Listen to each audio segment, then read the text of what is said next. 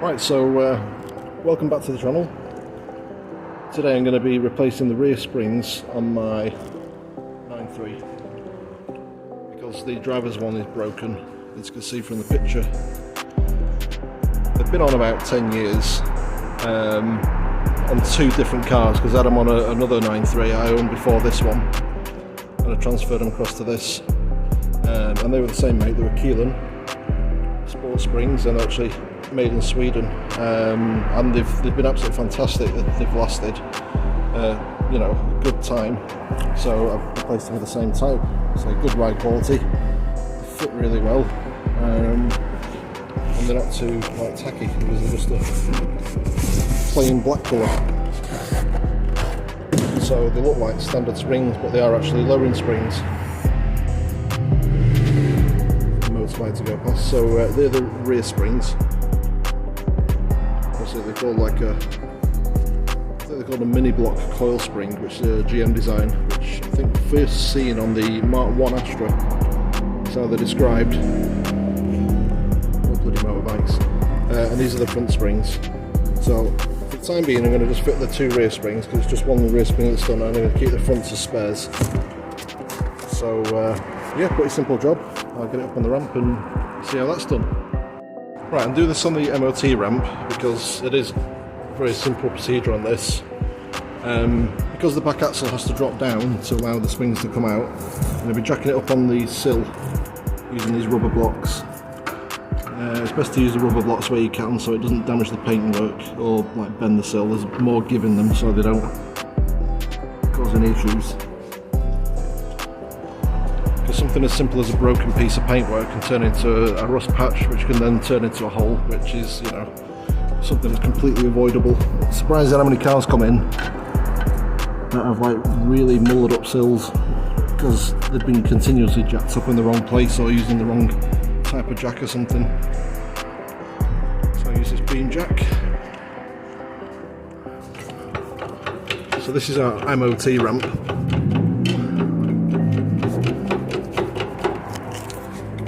We use the beam jack on every MOT test. So as I lift the car up, you can see the axle dropping down, and it's opening up the gap between the spring and the bodywork. And you can hear that actually moving out of place there. It's pretty bad. Right, so I'll jack it up as high as I can go, because what I'm going to do is undo that lower bolt for the shock absorber. That's just surface, by the way, on the shock. It's just catching the plastic dust shield. It's pretty standard thing. See, the left one's quite rusty. Right, so you undo the 17mm headed M12 bolt, I think it is, and it's got a captive nut which sits inside the axle there, so you can feel the thread of it at the end. So I'm going to spray a bit of WD-40 on that to just help release it. I did have one on my other 9.3. I was undoing it and you can feel it seizing up, so I had to use a bit of heat on it to get it to release.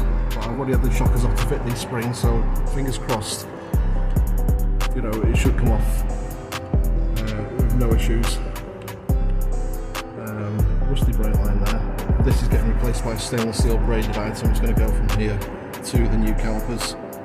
This is an uprated, much thicker anti-roll bar. They do have a standard smaller item on them, but I replaced it for this, and this is made by BNC Motorsport, or is it Moto Project? Anyway, you can get them in various colours. I think they're about 100 quid, something like that. A good modification.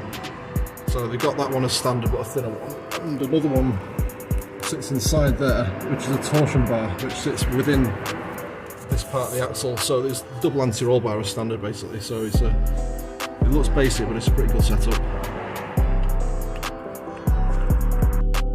Okay, so really crude measure, but it's the one that saves a bit of time. We just bend the straw like that, squirt it down the back, and we'll get right onto the thread. And in there. Just a little bit on the shocker bushing.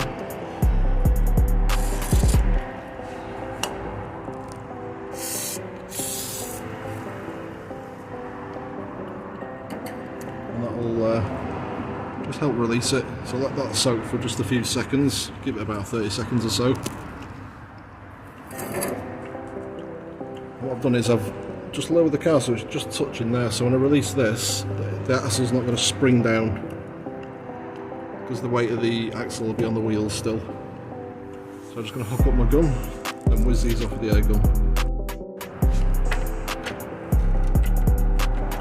Show this on there nice and square, give it a couple of squirts first of the gun.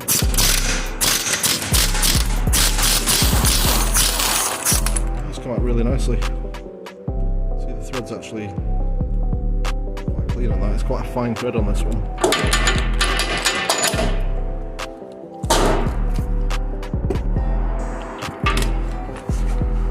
And for this side.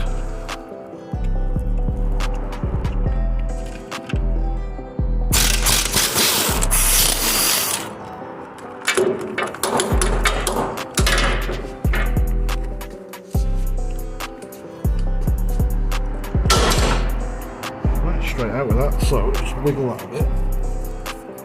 Just stick inside, just put a pry bar in. Just gently pry it. There we go. You can see the shocker trying to move. There we go.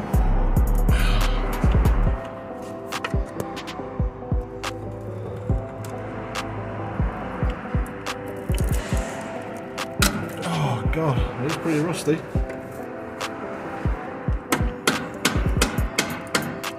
I am actually planning on getting some new shock absorbers for this, but I've not got any prices yet. They're colour coded from standard, but I don't think that's relevant when you're ordering the new ones.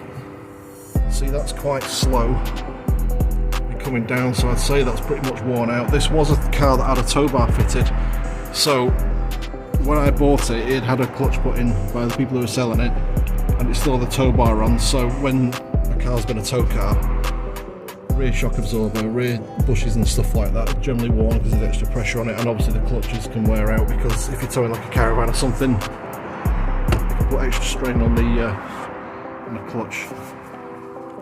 Let's try and get this side out.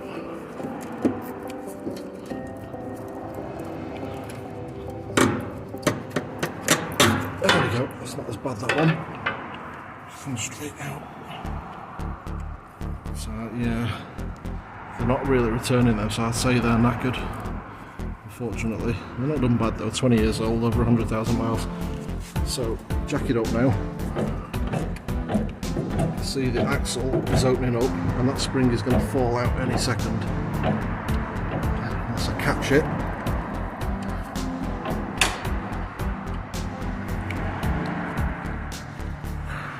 There we go, it just lifts out, like so. Take the offending items off, actually broken bits.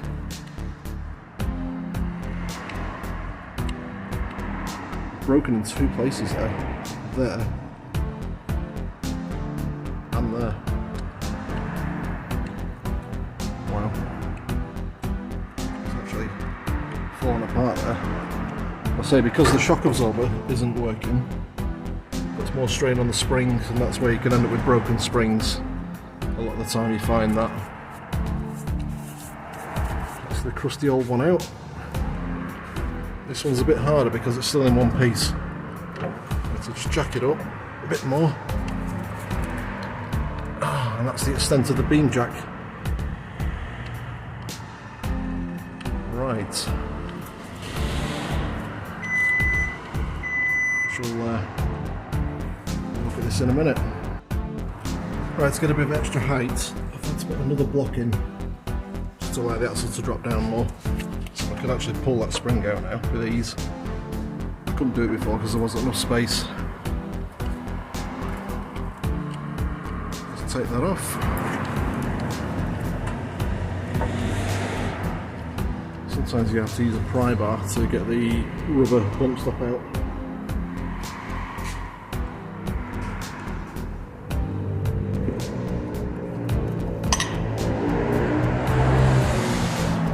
This is a noisy road. Where I work, it's very noisy. It's a main road. All types of traffic coming past all the time, every single day, all day.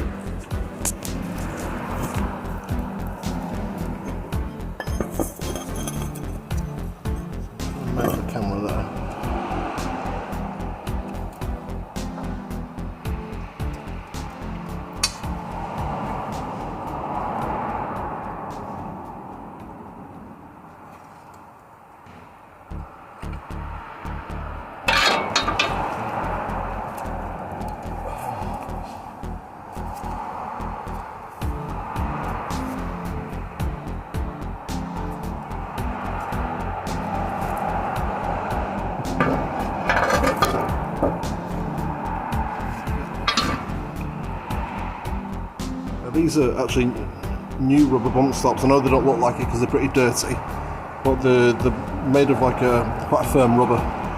The original ones are made of like some kind of foam, and the foam ends up just rotting away, and the spring digs into it and it falls apart. So these rubber ones are better, and they sit on the top of the spring mounts, and the very small ones sit on the bottom. This is effectively the bump stop, so it stops the car bottoming out, so it's important that you keep these fitted.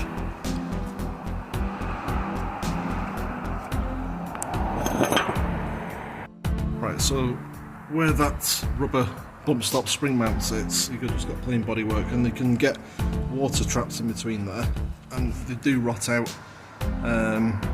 So it's good if you could put an interface between the rubber and the bodywork there. So what I'm using is lanolin wax.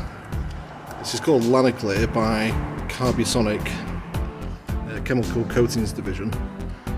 I have used Lanogard before, which is effectively the same thing, I think, but it is quite pricey, even though it is good stuff. So just get a couple of fingerfuls of this, just like a normal wax. It smells like a sheep. Put that on the top there. Just coat it. Help the bump stop pop into place. And this stuff's very good. It's not petroleum based. It's just natural lanolin. So it won't eat away rubber or anything like that. It'll just sit there and it'll protect from water better than most greases probably. I'll put a bit in the bottom there because that's where the spring sits, and it'll stop any squeaks and creaks as well, because this stuff's quite slippy. So lubricant and rust preventative. Put a bit on there as well, just stop it. Hopefully getting any worse than it is. It's good stuff, this.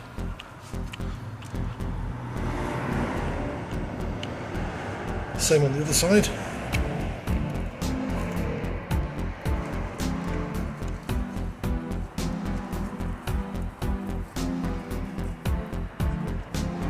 You can actually put it on stuff like brake cables and what have you. Yeah, for handbrakes, stops rust penetrating between the rope type makeup of the handbrake cables, so it stops water getting in, so it prevents them rotting out. A little bit on that rusty patch there.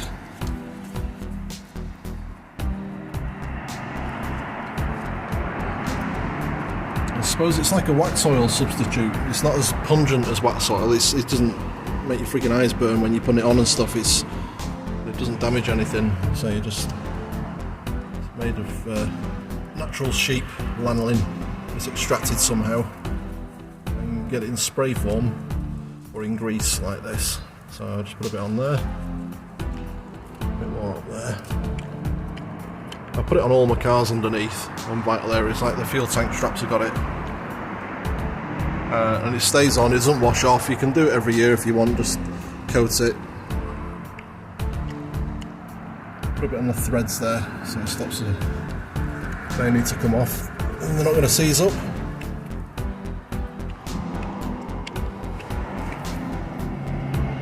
Fuel tank straps.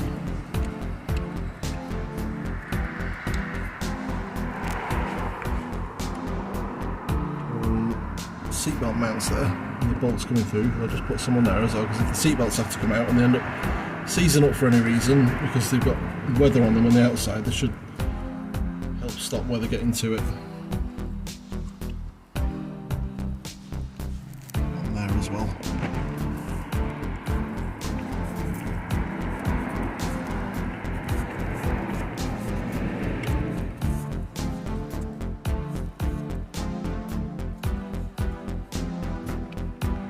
So this is I think about 17 quid or something for that pot of 500 grams. It looks a bit like lithium grease, but it is quite different in its makeup. I say it's natural.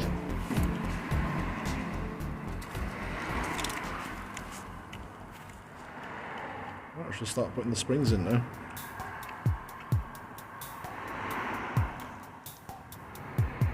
Alright, I'm going to start fitting the springs. Zoom in a little bit there.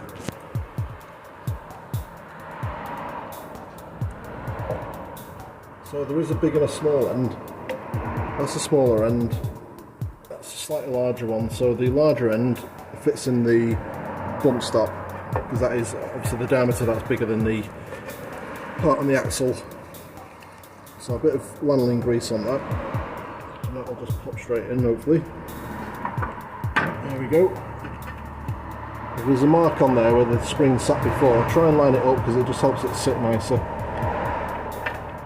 There's a little bit of a mark there, so I don't think there's any set way on these to go. There's no like key points where they lock into the bodywork of the axle. You can just sit freely. Right, so that should be ready to go in now.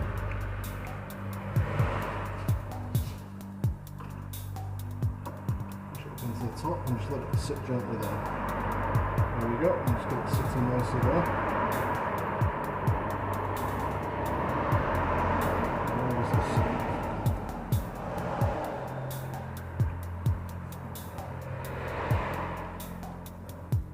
Okay, I've got it sitting roughly where it was before, so that's a good starting point really.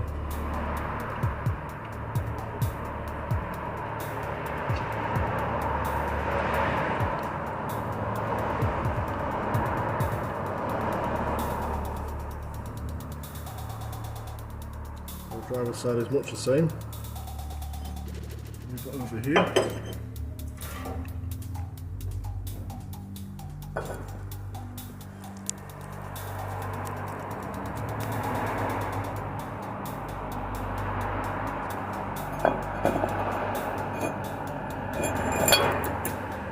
I'm just trying to prop the camera up because I've not got a tripod or anything at the moment. So I've just finished work. So I've got to get this old one out of here first before I fit the new spring. It'll take a second. There we go, it's removed.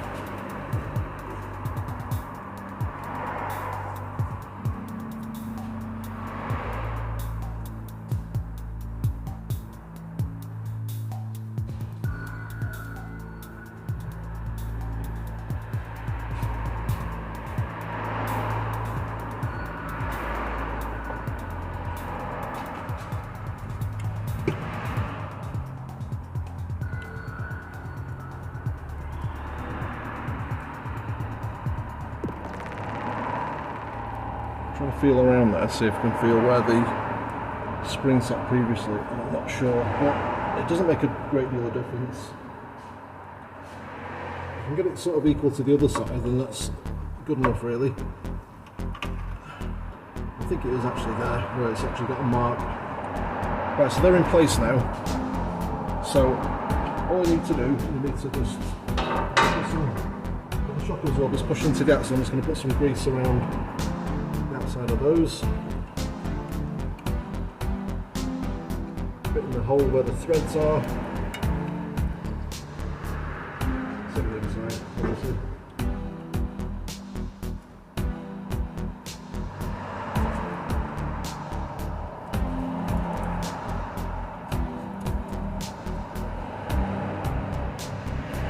Okay, you just lower the beam jack until the shock absorbers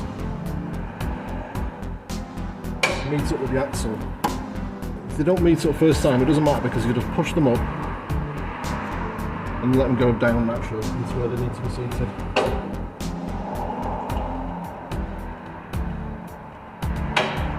Right, so just wiggle that one a bit so the hole lines up. Same on this side.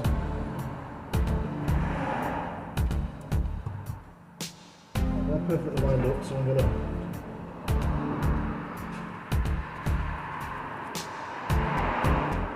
put the grease on the end of the thread there, straight in there. A couple of turns by hand before you go whacking it on with a gun. Make sure it's started on the thread. Otherwise, if you've worked on anything like this before, especially with a fine pitch thread. Whack it in with a gun and it hasn't caught it, it will just destroy the thread. And then you're into running a tap down there to recut the thread, and you don't want to be doing that.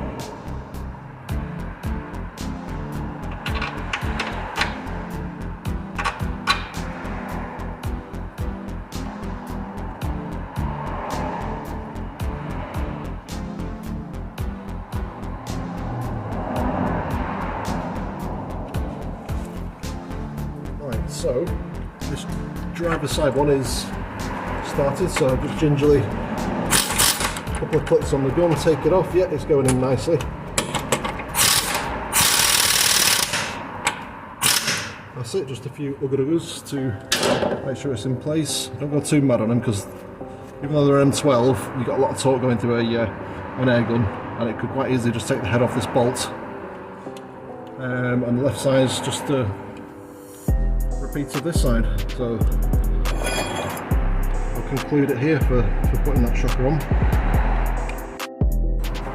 Alright, that's it. Driver's spring replaced, the one that was broken, and passenger one done for good measure. The shock absorbers are going to be replaced. I need to source some, and then I'll show you how to do those. Again, just a repeat of what's been done today. This one bolt at the bottom, and then you have to go in the boot on this one, take out the boot carpet and thread it through there. So that'll be for another video. So that's it basically for today. Just lower it off the beam jack and it's job done. Right, thank you all for watching, and I'll see you next time.